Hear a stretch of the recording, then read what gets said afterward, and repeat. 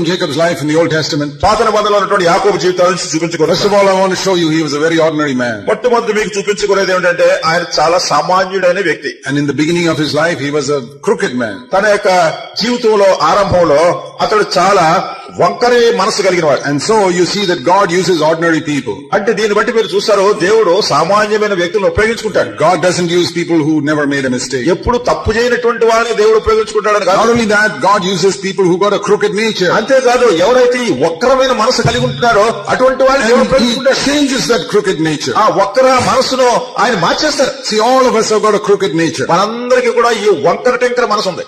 We're always thinking, how can I get some benefit from here? మరి ఎప్పుడు కూడా అనుకునేది ఏంటంటే ఈ పరిస్థితిలోంచి నాకు ఏం మేలు లాభం వస్తుంది. See, we may be different in so many ways. మనం రకరకాలుగా మనం వేరే విధాలుగా ఉండొచ్చు. When we look at a big crowd like this, ఇట్లాంటి ఒక పెద్ద గుంపును చూసినప్పుడు some are very educated, కొంతమంది బాగా చదువుకున్న వాళ్ళు, some no education, కొంతమంది చదువులేరు, some are one language, some are another language. కొంతమంది ఒక రకమైన భాష మాట్లాడుతున్నారు, ఇంకొకరు ఇంకో రకమైన There భాష. are so many differences among us. మన మధ్యలో రకరకాల Some విభేదాలు. are very rich, some are very poor, sitting here. కొంతమంది చాలా ధనికులు, కొంతమంది చాలా పేదవాళ్ళు. But in one way, we are all the same. అయితే ఒక విషయంలో మాత్రం మనందరం ఒకటే. Everybody sitting here. ఇక్కడ కూర్చున్న వాళ్ళందరూ కూడా. You know what is that? అదేంటో తెలుసా? We all seek what is good for ourselves. మరి ఎప్పుడు కూడా మనం నాకు ఏది మేలు కలుగుతుందని వెతుకుంటూ ఉంటాం. From childhood we are like that. చిన్నప్పటి నుంచి అంతే. What is good for me? నాకేంటి మంచిది మేలు That కలుగుతుంది. is why you see children will always take the biggest piece of the cake. అది కూడా పిల్లలు చూడండి అక్కడ కేకు కట్ చేసి పెట్టారు, దాంట్లో పెద్ద మొక్కలు తీసుకోవడానికి ప్రయత్నం Have చేస్తారు. you seen that? You show some slices of cake to the children మీరు కేకు ముక్కలు కోసి పిల్లలకు చూపిస్తే and they will look first. ముందు చూస్తారు వాటిని.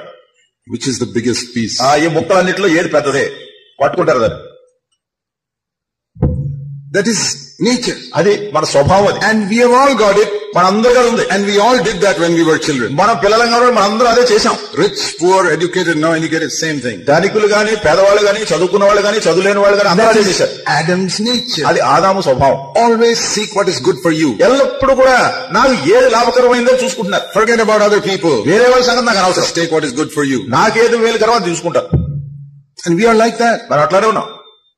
We, in so many areas, we grab for ourselves. అనేకమైనటువంటి విధానాల్లో మనకు కావాలని స్వార్థానికి పట్టుకుంటూ ఉంటాం. Jacob was also like that. యాకోబు కూడా అట్లానే ఉన్నాడు. See here. ఇక్కడ చూడండి. In Genesis chapter 25. ఆదికాండము 25వ అధ్యాయం. You know, for a long time his mother had no children. మరి చాలా కాలంగా తల్లికి పిల్లలు లేరు. They were married, Isaac and Rebekah, for 20 years before Rebekah had any children. మరి ఇస్సాకు రెబెక్కా వాళ్ళకి వివాహం 20 సంవత్సరాలు అయ్యింది పిల్లలు పుట్టకముందు. You read that in Genesis 25. ఆదికాండం 25వ అధ్యాయంలో చూస్తాం. Then Isaac prayed for 20 years, finally he got a child. 20 సంవత్సరాలుగా ఇస్సాకు ప్రార్థన చేస్తే చివరికి వాళ్ళకి సంతానం. They were twins in the womb. మరి గర్భంలో కవలలు ఉన్నారు. Now, this is the most unusual birth of twins, I think, in the whole world. నేను అనుకుంటాను మొత్తం సర్వ ప్రపంచంలో కూడా ఎక్కడా జరిగినటువంటి విధానంగా ఈ కవల పిల్లలు ఇట్లా పుట్టారు ఇక్కడ. See, usually twins will come out, then maybe half an hour later the other one will come out. మరి సాధారణంగా ఈ కవల పిల్లలు ఎట్లా పుడతారంటే ఒక బిడ్డ వచ్చిన తర్వాత ఇంకో అరగంట సమయంలో మళ్ళీ ఇంకో బిడ్డ వచ్చిన Or 5 minutes later. లేకుంటే 5 నిమిషాల తర్వాత. But Jacob didn't come out like that. అయితే యాకోబు అట్లా రాలేదు. You know how he came out? ఎలా వచ్చాడు తెలుసా? You read here. ఇక్కడ చదవండి. Verse 25. 25 వచ్చిన. The first came forth red like a hairy garment. They named him Esau. మొదటివాడు ఎర్రని వాడిగా బయటికి వచ్చిన అతని ఒళ్ళంతా రోమ వస్త్రం వల్లే ఉండను కనుక అతనికి యాషావు అని పేరు పెట్టింది. And then his brother came. తర్వాత తన సహోదరుడు వచ్చాడు. And his hand was holding Esau's leg. అతని చెయ్యి యాషావు మడిమను పట్టుకుని ఉంది. See, he didn't wait. అంటే తను వేసి ఉండట్లేదు. I think right from that time, అప్పటి నుండి ఆ సమయం నుంచి కూడా he was grabbing. పట్టుకు లాగాలని వెనక్కి. He was trying to pull him back and say, let me go out first. కనుక ముందు వెళ్తున్న పెద్దవాడిని పట్టుకు లాగి తన ముందు వెళ్ళాలన్నట్టుగా ఉంది. Because I want to be the elder brother. ఎందుకంటే నేనే పెద్దవాడిగా ఉండాలని కోరుతున్నాను. That is human nature. అది మానవ స్వభావం. Pull other people back. వేరే వాళ్ళని పట్టుకుని వెనక లాగేసి. And when the parents saw this boy coming out like this, మరి తల్లిదండ్రులు ఈ పిల్లవాడు ఇట్లా రావడం చూసి they gave him a name. ఆయనకు ఒక పేరు పెట్టారు. Grabber. వెనక లాగేవాడు. Jacob means that. మరి యాకోబు అంటే అదే అర్థం. Jacob means grabber. యాకోబు అంటే కావాలని పట్టుకుని లాక్కునేవాడు. And all of us can get that name also. మన అందరికీ కూడా పేరు రాగలదు. Because we also try to grab so many things from మనకు కూడా మనకి ఏదో కావాలని పట్టుకుని బండి లాక్కోవాలి మన కోసం అనుకుంటాం. The whole of Jacob's life he lived like that. యాకోబు జీవితం అంతా అట్లానే జీవించాడు. Always trying to grab something from somebody else for himself. ఎల్లప్పుడు కూడా తన కోసమనే ఎవరి దగ్గర నుంచో ఏదో లాక్కోవాలి తనకి. See, once his brother came back tired after hunting. ఒకసారి తన అన్నగారు వేటాడి అలసిపోయి వచ్చాడు.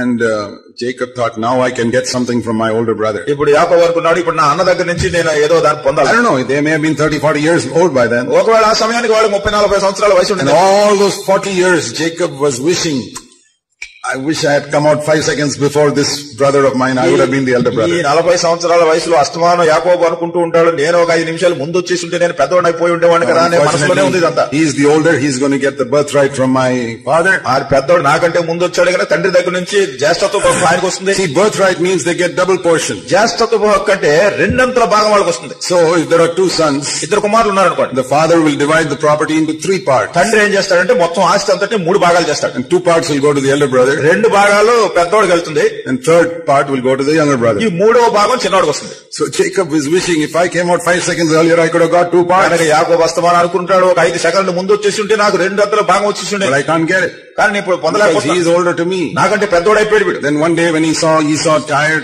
ఒక రోజు ఏశావు ఎంతో అలసిపోయాడు, and Jacob was making this nice porridge here, మరి యాకోబు ఇక్కడ మంచి కలగూర వంటకం చేస్తున్నాడు. and Esau said, please give me something. మరి ఏశావు అన్నాడు, తింటాను నాకు ఏదో పెట్టమన్నాడు. Now a good man would have said, sure, please take it, you're tired. నిజంగా ఎవరైనా ఒక మంచోడు అనుకోండి, మంచోడు ఏంటంటే నువ్వు అలసిపోయావు, ఏదో తీసుకుని తినంటాడు. I'm not so tired, you can have it. నేనంత అలసిపోయినవాడు కాదు, నువ్వు అలసిపోయావు కనుక తిను. Jacob was not like that. యాకోబు అట్లా లేడు. Jacob was a businessman. యాకోబు అంతా వ్యాపార రీత్యా ఆలోచించాడు. Shrewd businessman. వ్యాపార మనసు ఇదంతా. Okay, I'll give it to you if you sell me your birthright. సరే, నేను నీకు ఇస్తాను, కావాలంటే నీ యొక్క జ్యేష్ఠత్వ హక్కు నాకు అమ్మేయాలి. See, even his own brother is doing business. చూడండి, తన సొంత అన్నతోనే వ్యాపారం చేస్తున్నాడు ఇక్కడ. Esau said, take it. ఏశావు అన్నాడు, తీసుకోన్నాడు. So he gave the soup porridge to him and took the birthright. కనుక వంటకం ఇచ్చాడు, తిండి పెట్టాడు, ఈ యొక్క జ్యేష్ఠత్వ హక్కు తీసుకున్నాడు. You see the mind of Jacob. యాకోబు మనసు grabbing. నాకే కావాలి, always thinking, how can I get something from the other chap? ఎల్లప్పుడు కూడా వేరే వాళ్ళ దగ్గర నుంచి నేను ఏం తీసుకోవాలి. And that is how maybe your nature is like that. ఒకవేళ మీ స్వభావం కూడా అట్లా ఉందేమో. Some people who look very simple, Jacob looked like a sadhu, but he was very shrewd in his mind. కొంతమంది చూడడానికి చాలా సామాన్యంగా కనపడతారు, యాకోబు కూడా అంతే సాధువులా కనపడుతున్నాడు, కానీ మనసు మాత్రం ఎలా ఉందో చూడండి. I have seen people like that. నేను అట్లా మనుషులు చూశాను. They look like a sadhu, but they are very sharp in their mind. వాళ్ళు చూడడానికి సాధువులా కనపడతారు, కానీ మనసు చూస్తే అమ్మో ఎంత గొప్ప మనసు. They are always trying to get something from other people. ఎప్పుడు కూడా వేరే వాళ్ళ దగ్గర నుంచి ఏం తీసుకోవాలని ఆలోచిస్తుంటారు. Now you would think, ఇప్పుడు మీరు అనుకుంటారు that God will have no time for such a useless fellow. అటువంటి పనికిరాని వాడి గురించి అసలు దేవునికి సమయమే లేదు. God will throw him into hell straight away.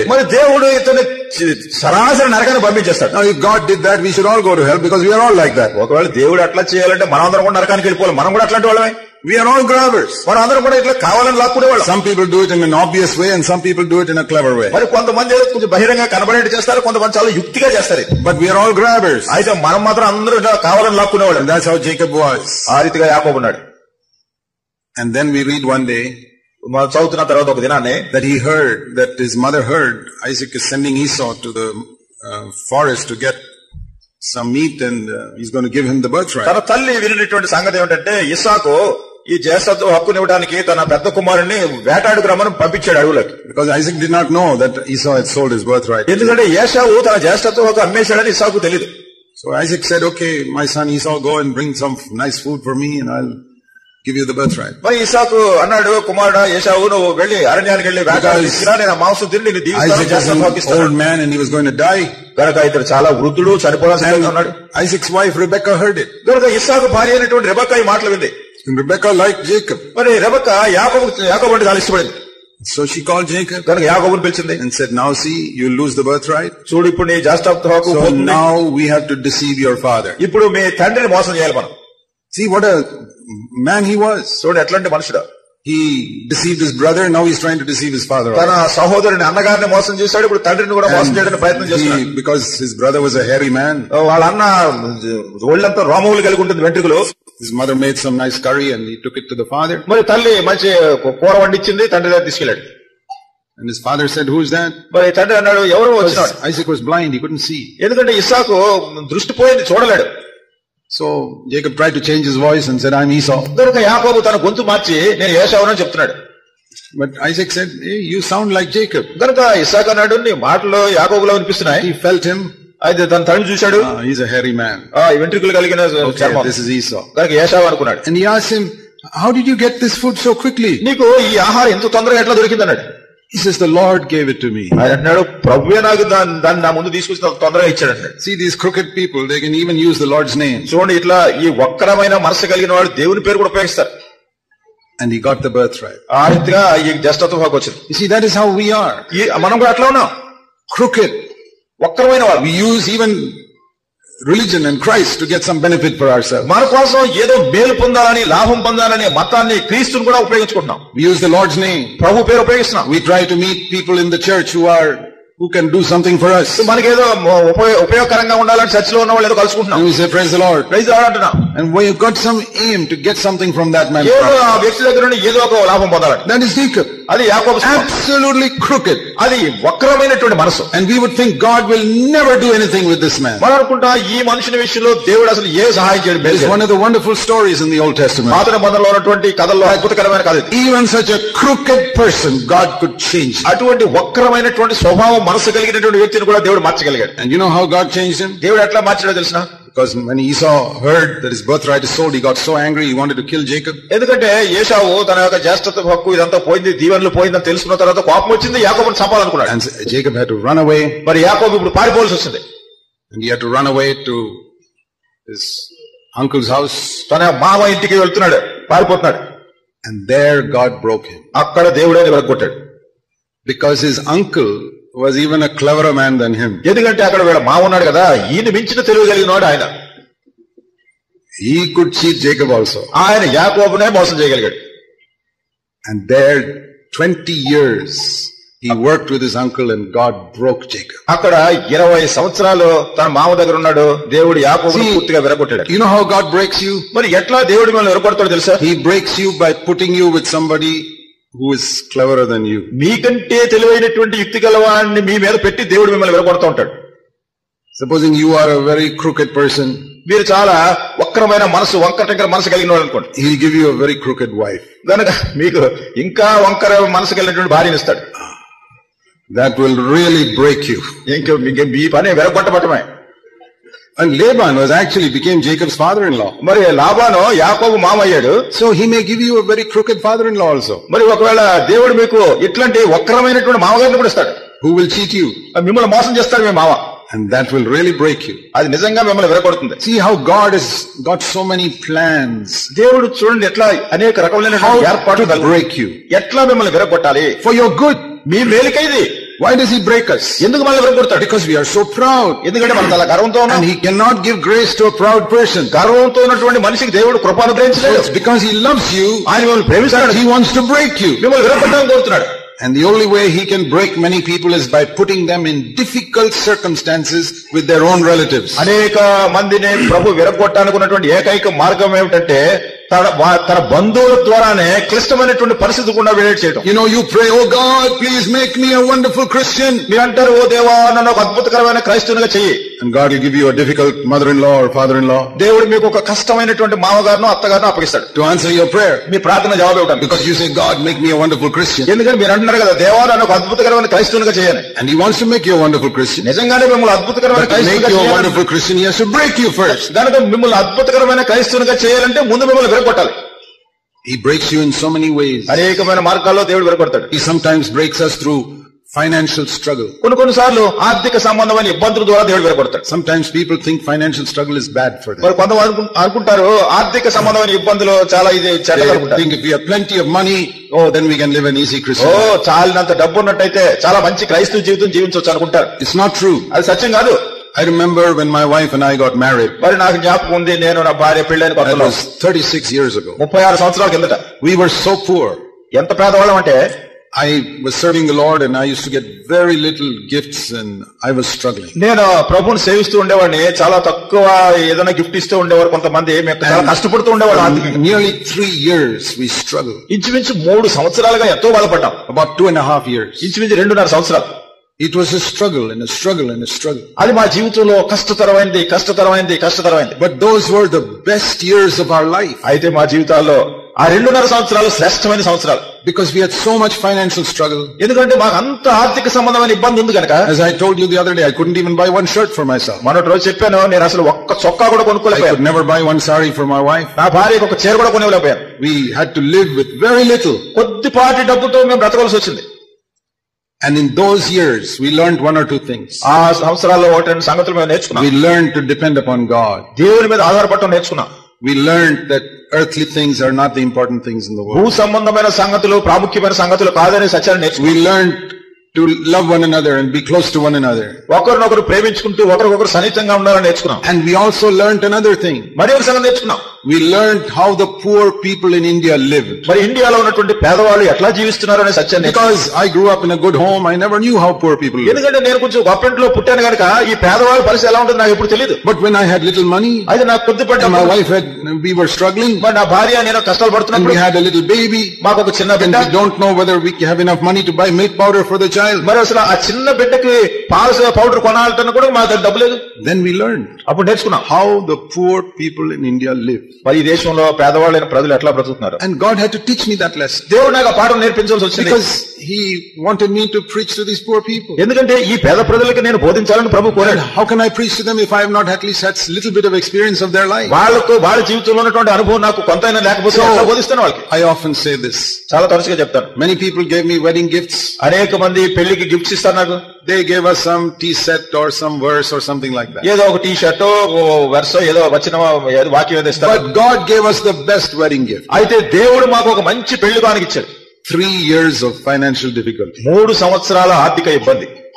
Nowadays I see young people, ఈ దినాల్లో నేను చూస్తాను ఎవరొస్తున్నారు, as soon as they get married, పెళ్ళైన వెంటనే 10,000 rupees a month, మరి నెలకు 10,000 రూపాయలు, and house and scooter and car and so many things. ఇల్లు ఉంటుంది, స్కూటరో కారో అన్ని కావాల్సినవి ఉంటాయి. I'm not jealous of them. వారి గురించి నేను అసూయ పట్టడం లేదు. I feel sorry for them. వారి గురించి నేను దుఃఖిస్తున్నాను. I tell them, నేను చెప్తాను, my prayer is God will give you the same wedding gift He gave me. మరి దేవుడు నాకు ఇచ్చినటువంటి పెళ్లి కానుకే మీకు కూడా ఇవ్వాలని నా ప్రార్థన అంట. If when you get married, నీకు పెళ్ళైనప్పుడు, if God gives you a wonderful wedding gift of 3 years of financial struggle, 3 సంవత్సరాల ఆర్థిక సంబంధమైన ఇబ్బంది అనేటటువంటి శ్రేష్టమైన బహుమతి దేవుడు మీకు ఇస్తే, you will have a very happy marriage. అప్పుడు మీరు చాలా సంతోషకరమైన కుటుంబ జీవితాన్ని కలిగి ఉంటారు. You will learn to live very simply. ఎందుకంటే చాలా సామాన్యమైన జీవితాన్ని మీరు నేర్చుకుంటారు. You will learn not to waste money. డబ్బు వృధా చేయకూడదనే సత్యం నేర్చుకుంటారు. You learn to live without refrigerator, without washing machine and all these things. Refrigerator లేకుండా, వాషింగ్ మెషిన్ లేకుండా ఎట్లా జీవించాలి ఇవన్నీ ముందే నేర్చుకుంటారు. And you'll be very happy. మీరు చాలా సంతోషిస్తారు కూడా. So God breaks us through many different circumstances. దేవుడు ఆయా వివిధ పరిస్థితుల ద్వారా మనల్ని వెలుగొడతాడు. He can also break you through many false accusations that people make against you. మీ మీద ప్రజలు చేసేటటువంటి తప్పుడు ప్రచారాలు, నిందలు, వాటి ద్వారా కూడా దేవుడు మనల్ని వెలుగొడతాడు. See, I have served the Lord now nearly 40 years. 40 సంవత్సరాలుగా నేను ప్రభువుని సేవిస్తూ వస్తున్నాను. And anybody who serves the Lord anywhere in the world will always be accused falsely. ఈ లోకంలో ఎక్కడైనా ప్రభువుని సేవించే ఏ వ్యక్తి అయినా గానీ తప్పుడు నేరాలు వాళ్ళ మీద మోపుతారు. They said that about Jesus, యేసు ప్రభువుని గురించి, Paul, పౌలు గురించి, పేతురు గురించి. These 2000 years, every servant of God, people have told false stories. ఈ 2000 సంవత్సరాలుగా ప్రతి దైవదాసుని మీద ఇట్లాంటి తప్పుడు అభాండాలు వేస్తున్నారు. And when people tell false stories about us, అయితే ప్రజలు మన గురించి తప్పుడు నేరాలు చెప్పినప్పుడు, we know it is not true. అది సత్యం కాదని మనకు తెలుసు. It breaks us. అది మనల్ని విరగొడుతుంది.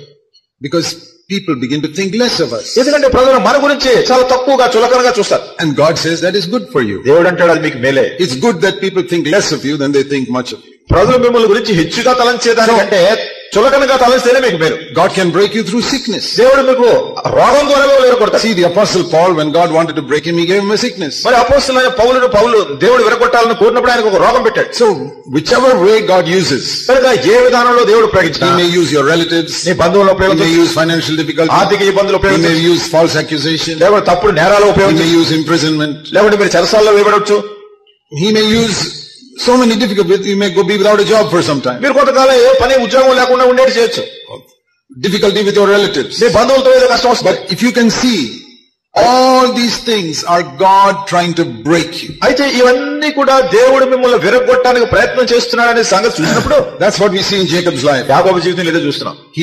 God put him for 20 years with his father-in-law దేవుడు 20 సంవత్సరాలుగా తన మామ దగ్గర ఉంచాడు, and broke him. ఆయన విరగొట్టాడు. Just like Moses. మోషే మాదిరిగా God put Moses for 40 years with his father-in-law. మోషేను 40 సంవత్సరాలు తన మామ దగ్గర And broke him. విరగొట్టాడు. God has never been able to use a man or a woman without first breaking them. దేవుడు ఏ పురుషుని గాని ఏ స్త్రీని గాని ముందు వాళ్ళని విరగొట్టకుండా ఆయన ఉపయోగించుకోడు. And even when he was with his father-in-law, మరి తన మామ దగ్గర ఉన్నప్పుడు కూడా he tried to cheat his father-in-law of the sheep. మరి ఆ మామని మోసగించాలనుకున్నాడు ఈ గొర్రెల విషయంలో. But his father-in-law was smarter than him. అయితే మామ ఈయనకంటే తెలివైనడు. He cheated him by giving him the wrong daughter of his wife. మరి వేరే తప్పుడు కుమార్తెను ముందు పెళ్లికిచ్చి ఈయన మోసగించాడు యాకోబు. He saw Laban's daughter Rachel one day. మరి ఒక దినాన్ని లాబాను కుమార్తె అయిన రాహేలును చూశాడు. And he said, I want this girl to be my wife. యాకోబు అనుకున్నాడు ఈ అమ్మాయిని పెళ్లి చేసుకోవాలనుకున్నాడు. So Laban said, okay, you work 7 years, I'll give you. కనుక లాబాను అన్నాడు, సరే 7 సంవత్సరాలు నాకు కొలువు చేయి, నాకు కొలువు చేసిన తర్వాత 7 సంవత్సరాల తర్వాత నీకు ఈ పిల్లని పెళ్లి చేస్తాను. 7 years. 7 సంవత్సరాలు. And so Laban said, okay, let's have the wedding tonight. కనుక 7 సంవత్సరాలు అయిపోయిన తర్వాత లాబాను అన్నాడు, ఈ రాత్రి పెళ్లి పెడుతున్నావు అన్నాడు. But Laban was a clever man. Laban చాలా తెలివైనడు. You know, normally we have the wedding feast after the wedding. మరి సాధారణంగా ఈ పెండ్లి విందు అనేది ఎప్పుడు ఉంటుంది? పెళ్లి అయిపోయిన తర్వాత పెండ్లి విందు ఉంటుంది. But Laban was a clever man. Laban చాలా తెలివైనడు కదా. He said, we'll have the feast before the wedding. ఆయన అన్నాడు పెళ్లికి ముందే మనం విందు చేసుకుందాం అన్నాడు. Because he wanted to get Jacob drunk. ఎందుకంటే యాకోబుని బాగా తాగించి మత్తునుగా చేయాలనుకున్నాడు. So he won't even know whom he's marrying. తద్వారా మత్తులో ఉన్నప్పుడు ఎవరిని పెళ్లి చేసుకుంటాడో తెలియదు. So they had the feast. విందు జరుగుతుంది. After the feast was over, ఆ విందు అంతా అయిపోయిన తర్వాత Jacob is staggering like this, like a drunk man to the wedding. తాగినటువంటి మత్తులో యాకోబు తూలుతున్నాడు అటు ఇటు. And you know, those days the bride will not show her face. ఆ దినాల్లో పెండ్లి కుమార్తె ముఖం కనబడకుండా ఒక మేలిమి ముసుగు వేసుకుంటారు. Like the Muslim women. సాధారణంగా మహమ్మదీయ స్త్రీలు వేసుకున్నారు. So here comes the bride with the veil. ఇక్కడ పెండ్లి కుమార్తె మేలిమి ముసుగు వేసుకుని వచ్చింది. And Laban made sure it's a little thick veil so that you don't see who's underneath the veil. ఈ ముసుగు లోపల ఎవరున్నారో సరిగా కనబడకుండా లాబాను కొంచెం ఆ ముసుగు కొంచెం థిక్గా ఉండేటట్టు పలచగా లేకుండా ఉండేట్టు చూశాడు. Jacob is sure he's marrying Rachel. యాకోబు అనుకున్నాడు నేను రాహేలుని పెళ్లి చేసుకున్నాను అనుకున్నాడు. And he holds hands and says, okay, I marry you. ఏదో అలా చేతిలో తడిమి పట్టుకున్నాడు, సరే నేను పెళ్లి చేసుకుంటాను. And they go to the tent. He's so drunk he falls asleep. మరి తర్వాత గుడారంలోకి వెళ్ళారు, తాగిపోయి మత్తులో ఉన్నాడు కదా, పడుకుని నిద్రపోయాడు ఇంకా. And he wakes up in the morning. పొద్దున లేచి చూశాడు. He says, hey, this is not Rachel. ఆవిడ చూస్తే ఆవిడ రాహేలు కాదు. This is Leah. How did you come here? లేయా నువ్వెలా వచ్చావు ఇక్కడికి? You married me yesterday. కనుక లేయా అంది, రాత్రి నువ్వు నన్నే పెళ్లి చేసుకున్నావు అంది.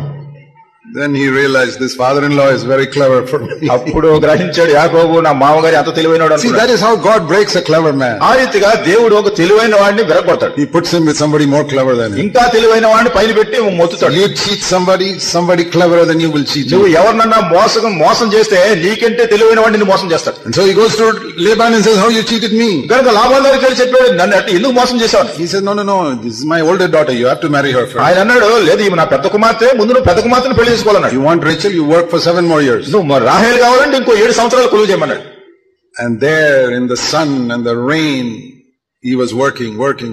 అక్కడ ఎండలోనో వానలోనో బాధలు పడి కష్టాలు పడి పని చేస్తున్నాడు. Thoroughly broken. పూర్తిగా విరగొట్టబడ్డాడు. Then one day he runs away.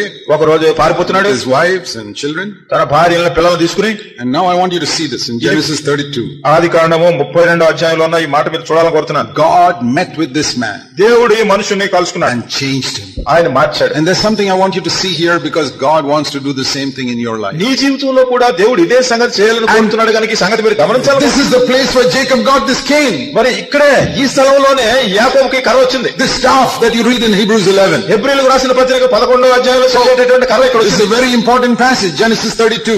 ఆదికాండం 32వ అధ్యాయం చాలా ప్రాముఖ్యమైన వాక్య భాగం. It says in verse 24, 24వ వచనంలో Jacob was left alone. యాకోబు ఒక్కడు మిగిలిపోయాను. And a man wrestled with him until daybreak. That was God. ఒక నరుడు తెల్లవారి వరకు అతనితో పెనుగులాడే దేవుడే. God was struggling with Jacob. దేవుడే యాకోబుతో పెనుగులాడుతున్నాడు. See, that's the first thing we have to learn here. ఇది మొట్టమొదటి మనం నేర్చుకోవాల్సింది. See what it says? ఏమని చెప్పబడుతుంది? Jacob was left alone. యాకోబు ఒక్కడు మిగిలిపోయాను. All the others had gone away. మిగతా వాళ్ళందరూ వెళ్ళిపోయారు. It was the middle of the night. మధ్యరాత్రిలో. And he was alone with God. దేవునితో ఒంటరిగా ఉన్నాడు. Do you know that is the first thing God wants to do with you? మీతో దేవుడు చేయాలని కోరే మొట్టమొదటి సంగతి ఇదే తెలుసా? He wants you to have time alone with him. దేవుడు మిమ్మల్ని కోరేది ఏమిటంటే ఆయనతో మీరు ఒంటరిగా సమయాన్ని కలిగి ఉండాలి. We live in a world where we are so busy from morning till night. మనం ఈ లోకంలో జీవిత విధానం ఎట్లా ఉంటుందంటే ఉదయం నుండి రాత్రి వరకు ఎంతో పని కలిగి ఉంటున్నాం. We don't have time to talk to God. దేవునితో మాట్లాడటానికి సమయం లేదు మనకి. I remember about 20 years ago, నాకు జ్ఞాపకం ఉంది ఇంచుమించు 20 సంవత్సరాల కింద I had little physical problem in my body. నా దేహంలో ఒక అనారోగ్య పరిస్థితి వచ్చింది. And I said, Lord, heal me. నేను అన్నాను, ప్రభువా నన్ను స్వస్థపరచండి. I prayed many months. నేను ఎన్నో నెలలు ప్రార్థన చేశాను. He didn't heal me. దేవుడు నన్ను స్వస్థపరచలేదు. Then I went to a doctor. నేను డాక్టర్ దగ్గరికి వెళ్ళాను. And the doctor said, you got to have a small surgery, then only you'll be all right. మరి డాక్టర్ గారు అన్నారు, మీకు ఒక చిన్న ఆపరేషన్ చేయాలి, అప్పుడు మీకు బాగవుతుందన్నారు. It's not serious, but you can do it. మరి అదంత తీవ్రమైనది కాదు కానీ అది చేయించుకోవాలన్నారు. So I went to the hospital. నేను హాస్పిటల్కి వెళ్ళాను. And I was lying there in the hospital. అక్కడ హాస్పిటల్లో పడుకున్నాను. And I said, Lord, why have you brought me to this hospital? దానికి నేను ప్రభువును ప్రార్థన చేశాను, ప్రభువా నువ్వు నన్ను ఎందుకు ఈ హాస్పిటల్ తీసుకొచ్చావు? You could have spoken a word and healed me at home. ఒక మాట చెప్పి నన్ను ఇంటి దగ్గర నువ్వు బాగు చేసి ఉండొచ్చు. I'm serving you. నేను నీకు సేవ చేస్తున్నాను. I've got to go here, I've got to go there. నేను ఇక్కడికి వెళ్ళాలి, అక్కడికి వెళ్ళాలి. And you know what the Lord told me? I'll never forget it. 20 years ago when I was lying in that hospital bed. 20 సంవత్సరాల కిందట hospital పడక మీద పడుకున్నప్పుడు దేవుడు ఏం మాట్లాడాడో తెలుసా? అది నేను ఎప్పుడు మర్చిపోలేదు. The Lord said, ప్రభు అన్నాడు, I could have easily healed you. ఒకవేళ నిన్ను చాలా సులువుగా నేను స్వస్థపరిచి ఉండేవాడిని. But కానీ I want you to lie down here. అయితే నువ్వు ఇక్కడ పడుకుని ఉండాలని నేను కోరుతున్నాను. Because you're so busy running around serving me, I have no time to talk to you. ఎందుకంటే నేను సేవ చేస్తూ ఎంత పని కలిగి ఇటు అటు వెళ్ళిపోతున్నావు అంటే నీతో మాట్లాడటానికి నాకు టైం దొరకట్లేదు. So now you have to lie down here 10 days, I'll talk to you. కనుక ఇక్కడ 10 రోజులు పడక మీద పడుకుని ఉండాలి. ఈ 10 రోజులు నేను మాట్లాడతాను నీతో. And 10 days God spoke to me. 10 రోజులు దేవుడు నాతో మాట్లాడాడు. And everything He spoke to me, I wrote. ఆయన మాట్లాడిన ప్రతిదీ కూడా నేను రాసి పెట్టాను. And that became a little article I wrote. నేను రాసినటువంటి ఒక వ్యాసంగా అది తయారైంది. ప్రభువు చెప్పిన ఈ 10 రోజులు చెప్పిన మాటలు. God needs men like this. ఇటువంటి మనుషులు దేవునికి అవసరమైనారు. And God gave me about 50 points. మరి దేవుడు ఒక 50 కారణాలు చెప్పాడు. And in my whole life I have written many books, but that was the most clear article God ever spoke to me. మరి నా జీవితకాలంలో నేను చాలా పుస్తకాలు రాశాను కానీ ప్రభు చాలా స్పష్టంగా నాతో మాట్లాడినటువంటి సంగతులు రాసినటువంటి వ్యాసం చాలా స్పష్టంగా. And that article has gone around the world. అది లోకమంతట్లోనూ కూడా ప్రచురమైంది ఆ article. But you know where I got it? అది ఎక్కడ వచ్చిందో తెలుసు నాకు. I got it when I was lying down alone with God. నేను ఒంటరిగా దేవునితో ఉన్నప్పుడు దేవుడు మాట్లాడిన సంగతులు. Now what I want to tell you is this. మీకు చెప్పకూడదు ఏంటంటే that many of you are so busy, you have no time to be alone with God. మీలో అనేకులు ఎంత పని కలిగి ఉన్నారంటే దేవునితో ఒంటరిగా సమయం గడపడానికి morning till night you are so busy. ఉదయం నుండి రాత్రి వరకు ఎంతో పని.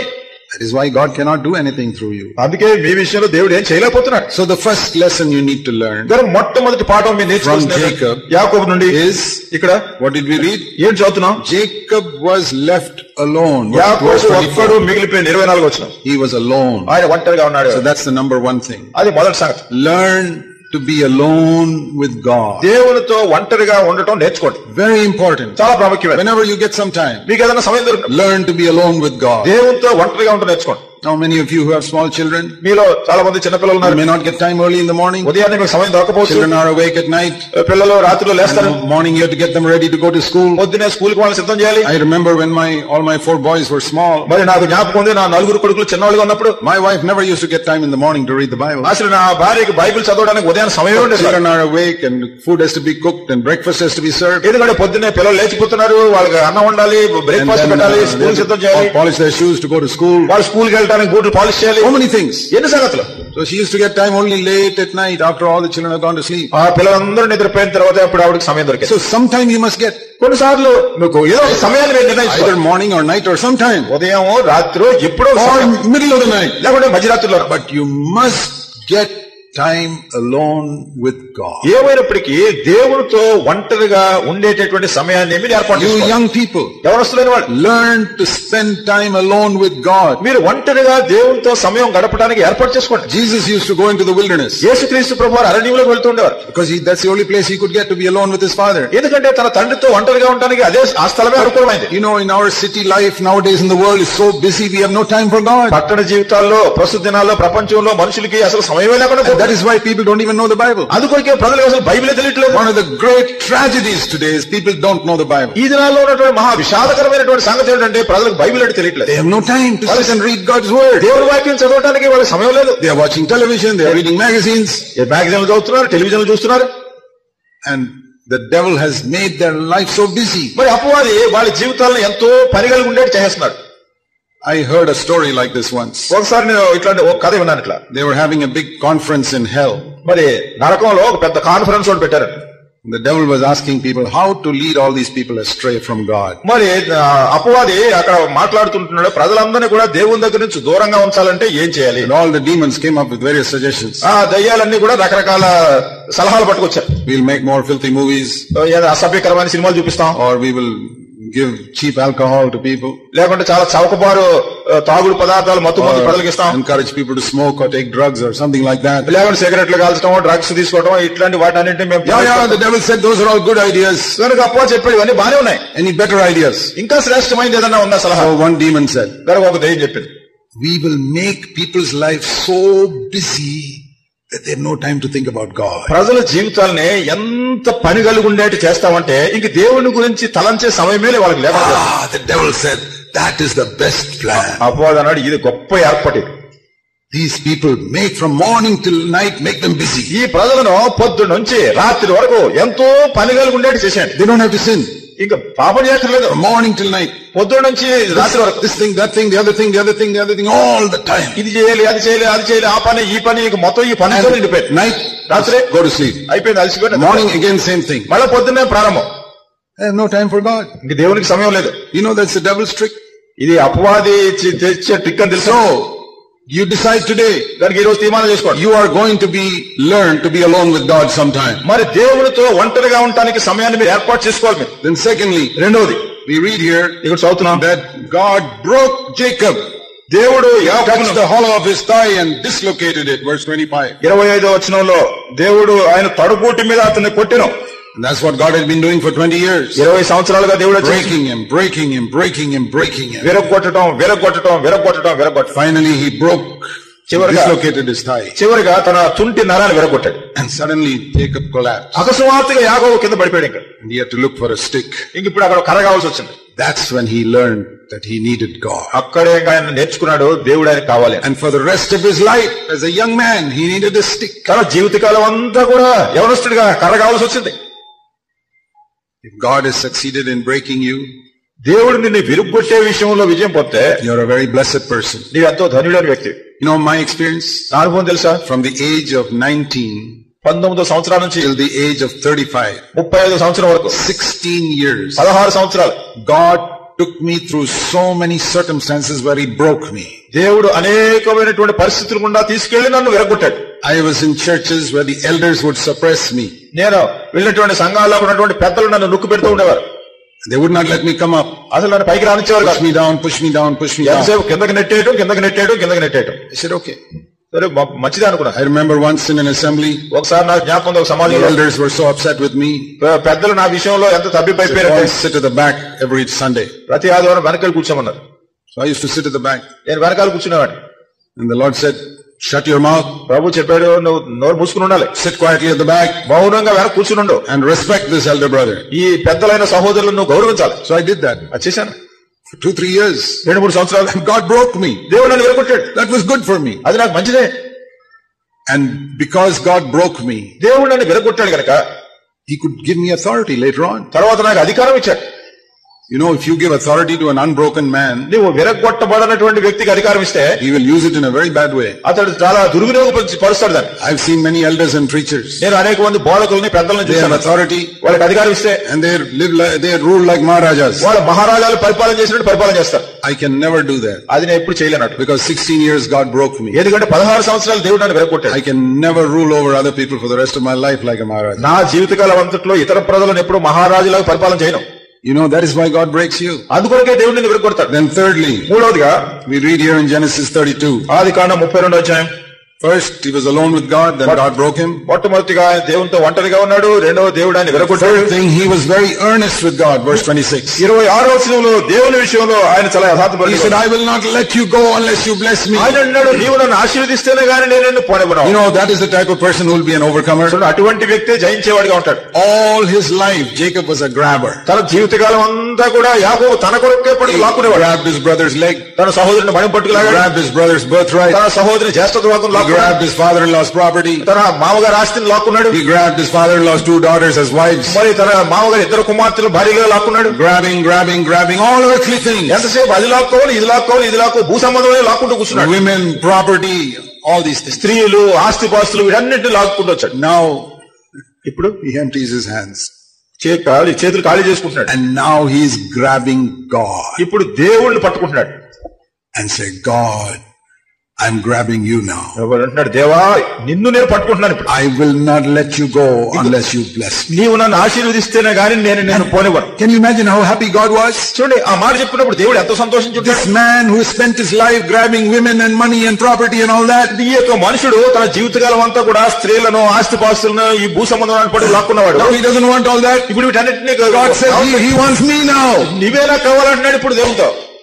God is so happy. At last I succeeded to make this person what I wanted him to be. దేవుడు ఎంతో సంతోషించినాడు. చివరిగా ఈ మనుషునికి ఏది కావాలో అది కోరుకునేటట్టు చేసినాడు. God will be so happy when your hands become empty of all the earthly things and you grab hold of him and say, God, I only want you. మీ చేతులు భూ సంబంధమైన వాటి అన్నిటి నుండి ఖాళీ అయిపోయి మీరు దేవుడిని పట్టుకునే, దేవా నువ్వే నాకు కావాలని చెప్పినప్పుడు మీ విషయంలో దేవుడు ఎంతో సంతోషిస్తాడు. I know that's how it was in my life. నా జీవితంలో అట్లానే జరిగింది. I said, Lord, I only want you. ప్రభా నీవే నాకు కావాలి. I don't want ministry. పరిచర్య అక్కర్లేదు. I don't want to be an elder. నేను I పెద్దగా don't ఉన్న want position. నాకు ఆస్తి. I don't want honor in this world. ఈ లోకంలో I want you.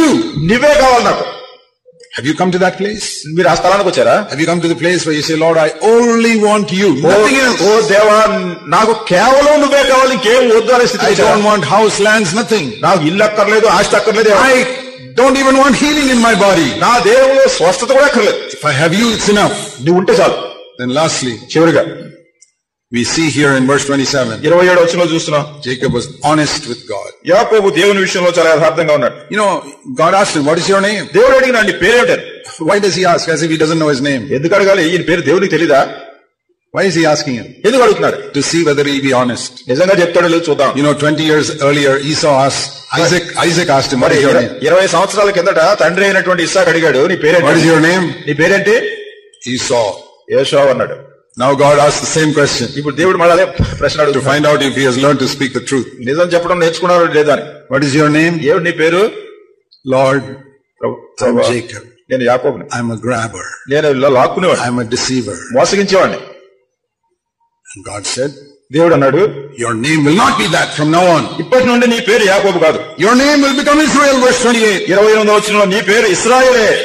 You know, the moment you come to God in honesty, నీవు యథార్థతతో దేవుని దగ్గరికి వచ్చిన క్షణాన్ని, and say, Lord, I'm a deceiver. ఓ దేవా నేను మోసగాడిని. I'm a grabber. నేను లాక్కునేవాడిని. I'm selfish. నేను స్వార్థపరుడిని. I'm living for myself. నా కోసమే I'm జీవిస్తున్నాను. living for money. డబ్బు కోసం జీవిస్తున్నాను. I'm grabbing women, money, all types of things. స్త్రీలను, డబ్బుని, ఆస్తిని ఇవన్నీ లాక్కుంటున్నాను. I'm a grabber. నేను I'm లాక్కునేవాడిని. a deceiver. మోసగించేవాడిని. Lord, that is my name. ప్రభువా నా పేరు. I'm honest.